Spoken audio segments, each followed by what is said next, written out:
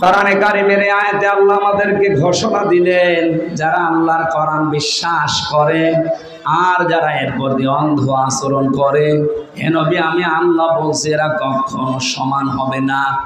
আপনি যতই তাদেরকে সমান মনে করেন, ভালো মনে করেন না, এই দুই দলকে কখনো এক আপনি পাবেন না।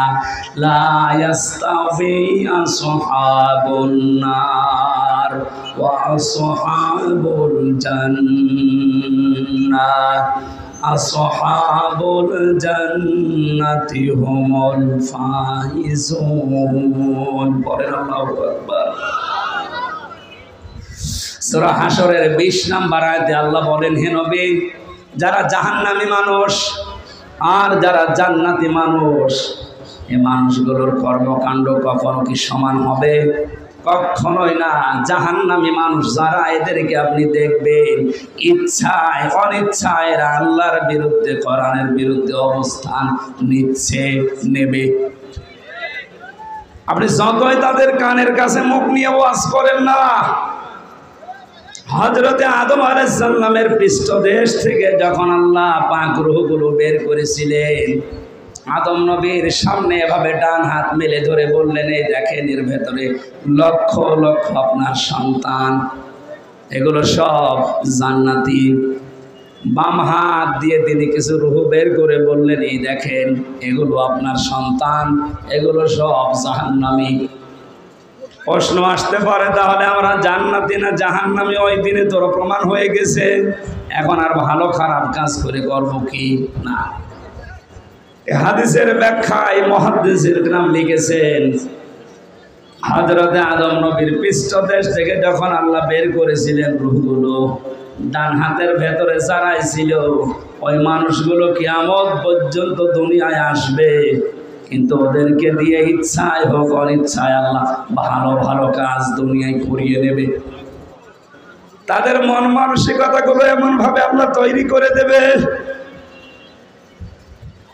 পৃথিবীতে এমনও মানুষ আমরা দেখতে পাই, রাত 3টার সময় ঘুমিয়েছে, 4:15 ফজরের আযান, মাত্র 1 ঘন্টা পরে তাকে ডাকবেন, জলদি করে উঠে ফজরের নামাজ আদায় করে আনন্দ পাবে।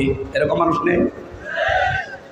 এমনও মানুষ আমরা দেখতে পাই, রাত 9টায় ঘুমিয়েছে, ফজরের আযানের পরে ওরে ডাক দিয়ে বলবেন নামাজ পড়েন, ও বলবে কি আমার ঘুমই হয়নি, আমার ডিস্টার্ব করলেন কেন?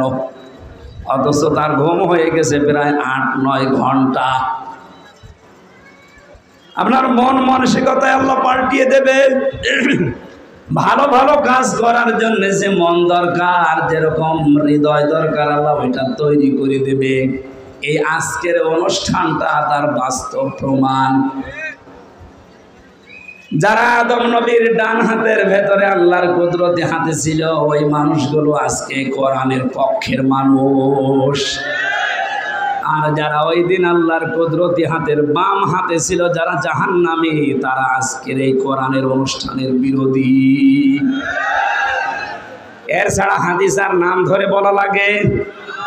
এজন্য আপনি যদি জান্নাতি ওই হাতের ভেতরে থাকতে পারেন, অবশ্যই আপনাকে দিয়ে আল্লাহ ভালো ভালো কাজের আঞ্জাম দেওয়াবে। যদি বলেন আমার মন লাগে না, আপনার মন তৈরি করাবে আল্লাহ। এমন এমন কাজ আপনাকে দিয়ে আল্লাহ দুনিয়াতে করিয়ে নেবে, যেটা আপনিও ভাবেননি যে না আমি আমার দ্বারা এটা হতে পারে। আজকের যিনি চেয়ারম্যান মোহাম্মদ আলী ভাই, ওনার একটা কিডনি নষ্ট হয়ে গেছে। বাসে কি মরে উনি জানে না, কখন কি দুর্ঘটনা ঘটে যায়, কখন আল্লাহর ডাকে সাড়া দিয়ে চলে যাওয়া লাগে। আজকের এই অনুষ্ঠানটা হোক, এর পক্ষে যে অবদান রেখেছে, কোরআনে কারিমের ইজ্জতে আল্লাহ ওনার পেছনের অপরাধ যেন সব মাফ করে দেন। যারা না বুঝে কোরআন কারিম প্রচারে বাধা দিয়েছেন, আল্লাহ যেন তাদেরকে হেদায়েত দান করেন। আমার মনে হয় দোয়া করলেও কাজ হবে না, কারণ ওরা আল্লাহর কুদরতের বাম হাতের ভেতরে ছিল। এক কথা বলেন কেন? আমরা যারা ডান হাতের ভেতরে ছিলাম, তাদের দ্বারা দেখবেন ভালো ভালো কাজ দুনিয়াতে মানবতার পক্ষে, কোরআনের পক্ষে, আল্লাহর নির্দেশনা মতো কাজ আপনাকে দিয়ে আল্লাহ করিয়ে নেবে। কোন মানুষ যদি ওই বাম হাতের ভেতরে দুর্ভাগ্যজনক হলেও পড়ে যায়, তাদেরকে পিটিয়েও আপনি ভালো কাজ করাতে পারবেন না। আমরা যারা ভালো ভালো কাজে উদ্বুদ্ধ হয়, আমাদের আনন্দ লাগে, আমরা খুশি হয়ে বলছি আলহামদুলিল্লাহ।